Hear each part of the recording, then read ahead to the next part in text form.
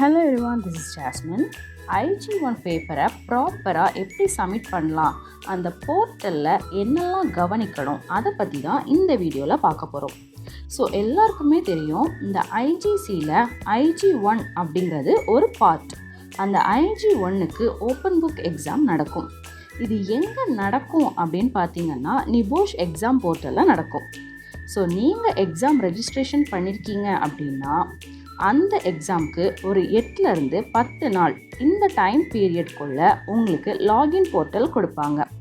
NEBOSHல இருந்து ஒரு இமெயில் உங்களுக்கு வரும். ஸோ அந்த இமெயிலில் பார்த்தீங்கன்னா இதுதான் உங்களோட லாகின் ஐடி அப்படின்னு வரும்.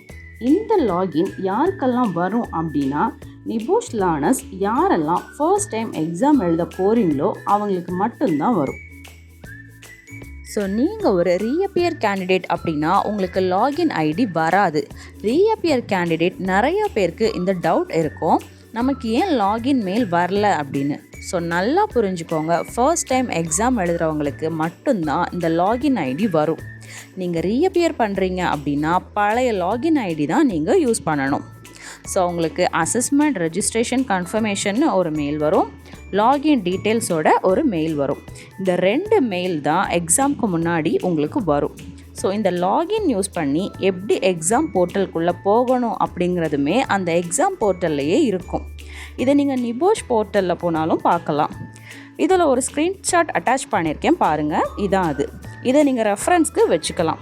இதோட லிங்க் நான் டிஸ்கிரிப்ஷனில் கொடுக்குறேன். நீங்கள் லிங்க்கை கிளிக் பண்ணி லேர்னர் கைடை டவுன்லோட் பண்ணி செக் பண்ணி பாருங்கள். அங்கே எல்லாமே பிக்சர் வைஸ் கைடன்ஸ் இருக்கும். அது உங்களுக்கு ரொம்ப யூஸ்ஃபுல்லாக இருக்கும். ஏன்னா எக்ஸாம் டைமில் எந்த ஒரு கன்ஃபியூஷனும் இல்லாமல் அந்த 24 ஹவர்ஸை நீங்கள் எக்ஸாம் எழுதுறதுல யூட்டிலைஸ் பண்ணணும். அந்த டைமை நீங்கள் லாகின் ப்ராசஸில் போய் வேஸ்ட் பண்ணிகிட்டே இருக்கக்கூடாது. இப்போ எங்கள் இன்ஸ்டியூட்டில் பார்த்தீங்கன்னா ஸ்டூடெண்ட்ஸ்லாம் இந்த லாகின் மெயில் வந்ததும் அதை எப்படி ஃபர்தராக ப்ரொசீட் பண்ணணும் அப்படிங்கிறதையும் நாங்களே கைட் பண்ணி கொடுப்போம். இதை ஏன் NEBOSH 8லேருந்து 10 நாள் முன்னாடி அனுப்புகிறாங்க அப்படின்னா இந்த லாகின் ப்ராசஸ் எல்லாம் ப்ராப்பராக பண்ணி முடிக்க தான். ஸோ நீங்கள் ப்ராப்பராக பாஸ்வேர்டெல்லாம் சேஞ்ச் பண்ணி லாகின் போர்ட்டலை கிளியராக வச்சாதான் எக்ஸாம் அப்போது லாகின் பண்ணுறப்போ எந்த கன்ஃபியூஷனும் இல்லாமல் டைம் வேஸ்ட் இல்லாமல் ப்ராப்பராக எக்ஸாமை ஸ்டார்ட் பண்ண முடியும். அதே மாதிரி எக்ஸாம் முடிக்கிறப்பவும் லாஸ்ட் மினிட்ல சப்மிட் பண்ணாமல் 1 hour முன்னாடி எல்லாம் கிளியராக பொறுமையாக பண்ணிங்கன்னா மாற்றி அப்லோட் பண்ணுற மாதிரியான சிச்சுவேஷன்ஸை அவாய்ட் பண்ணலாம். ஆன்சர் டெம்ப்ளேட் வேர்டில் இருக்கும், அதை நீங்கள் பிடிஎஃப்க்கு கன்வெர்ட் பண்ணி தனி ஃபோல்டரில் போட்டு வச்சுக்கோங்க. அப்லோட் பண்ணுற டைமில் அது ரொம்ப யூஸ்ஃபுல்லாக இருக்கும். சில பேர் கன்ஃபியூஷனில் கொஷின் பேப்பர் கூட மாற்றி அப்லோட் பண்ணியிருக்காங்க. ஸோ அப்லோட் பண்ணுறப்போ ரொம்ப கவனமாக அப்லோட் பண்ணுங்கள். ஸோ இந்த எக்ஸாம்க்காக நீங்கள் பட்ட கஷ்டம், இதுக்காக நீங்கள் போட்ட உழைப்பு எல்லாமே வீணாயிரும். ஸோ ரொம்ப கவனமாக அப்லோட் பண்ணுங்கள். இப்போ நீங்கள் ஆன்சர் பேப்பரை அப்லோட் பண்ண போகிறீங்க அப்படின்னா உங்களோட லாகின் பேஜில் லாகின் ஆனதும் ஆட் சப்மிஷன் கொடுக்கணும்.